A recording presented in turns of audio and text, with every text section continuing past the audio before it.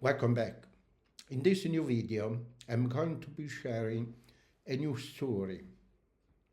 But this is an extraordinary story, an unbelievable story.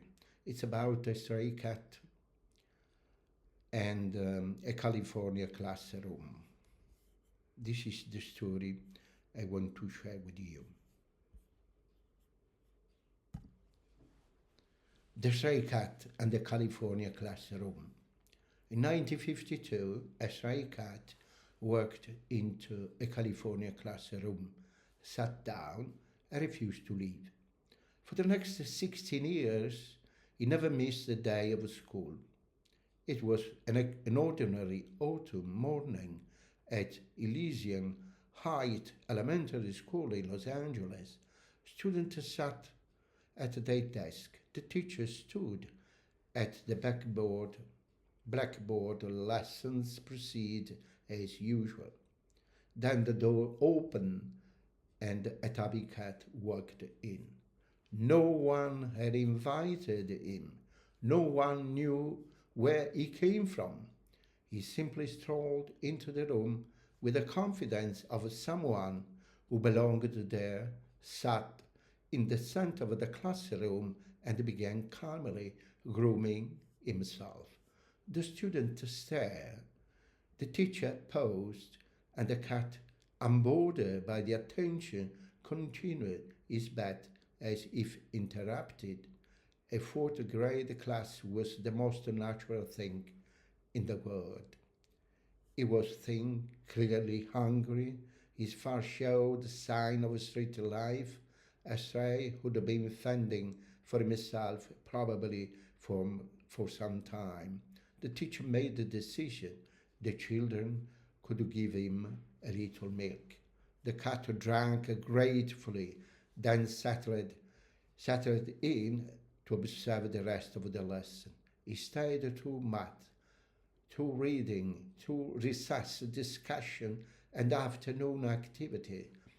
When the final bell rang, he stood with the same dignity he'd arrived with and walked out. The children assumed that was the end of it. A nice story about a day a cat visited their classroom, but the next morning he came back.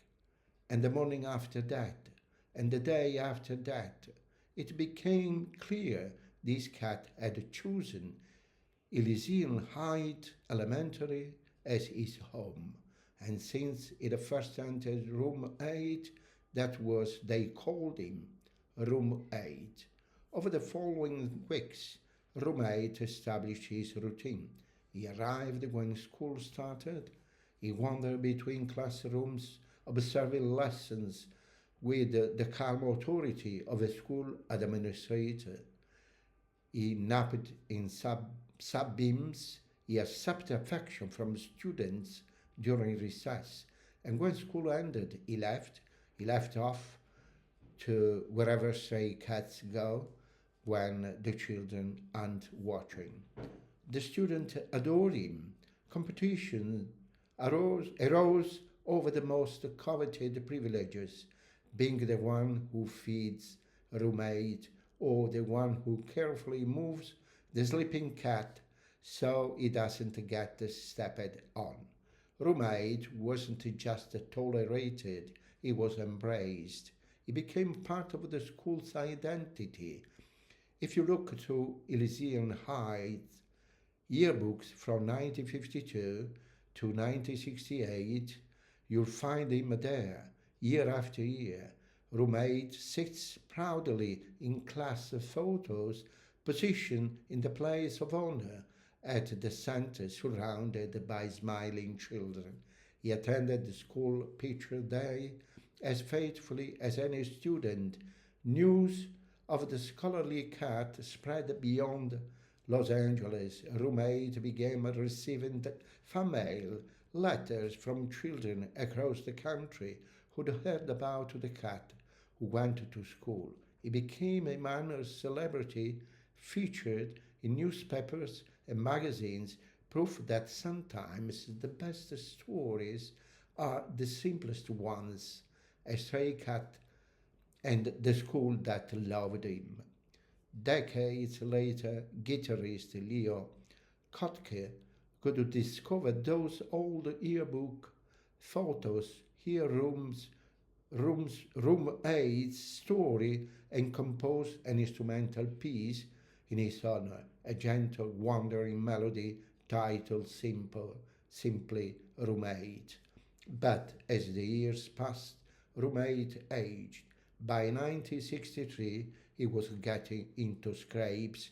A fight with another cat left him injured. In 1964, he fell seriously ill with pneumonia. That's when teacher Virginia ɪ'lɪz.i.ən made him an offer. A room just across the street from the school would become his night residence. So a new routine began. The new routine began. During the day, Room 8 continued attending the school, greeting students, napping classrooms, presiding over recess.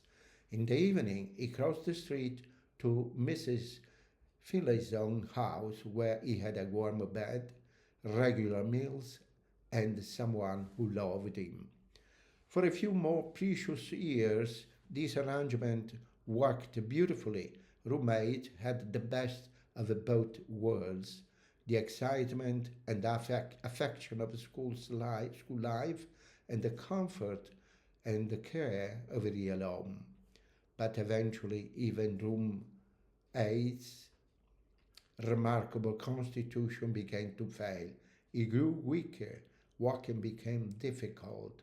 The school staff, teachers, who had known him for over a decade, who had watched the generation of students grow up with this cat, began carrying him between the school and Mrs. ɪ'lɪz's house. They couldn't let him struggle. If Room 8 wanted to be at school, they would make sure he got there. On August 11, 1968, at approximately 22 years old, ancient for a cat, especially one who had spent years as a stray, Room 8 passed away peacefully. The Los Angeles Times, one of the nation's major newspapers, published a 3-column obituary, not a small mention, not a cute sidebar, a full proper obituary for a cat who had touched thousands of lives simply by showing up day after day and reminding everyone that belonging isn't about where you come from. It's about where you choose to stay.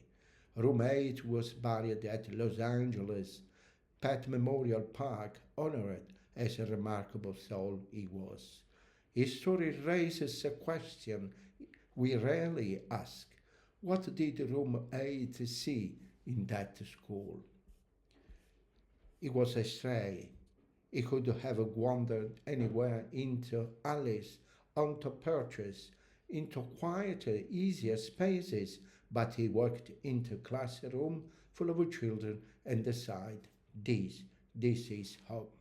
Maybe it was the warmth, maybe the food, maybe the gentle hands and soft voices of children who treated him not as a nuisance, but as a treasure. Or maybe Room 8 understood something profound, that schools aren't just a building where learning happens.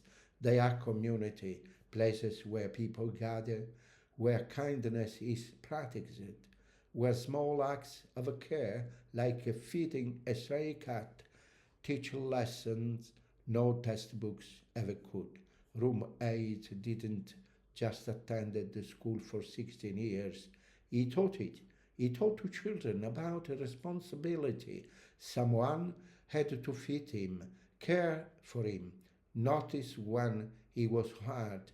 He taught about routine and reliability. Showing up matters whether you are a student or a cat. He taught about acceptance. Room 8 had no credential, no invitation, no right to be there. But the school opened its doors anyway. Most of all, he taught that belonging isn't something you earn. Sometimes it's something you create simply by showing up, being yourself, and trusting that there is a place for you. Somewhere in Los Angeles, in faded yearbooks and old newspaper clippings, room 8 still sits in a class photos, a tabby cat surrounded by children exactly where he belonged. His name was Room 8, and for 16 years he never missed a day of a lesson, a day of school. And this is the incredible story I want to share with you. Thank you so much for watching. See you in the next video. Bye bye.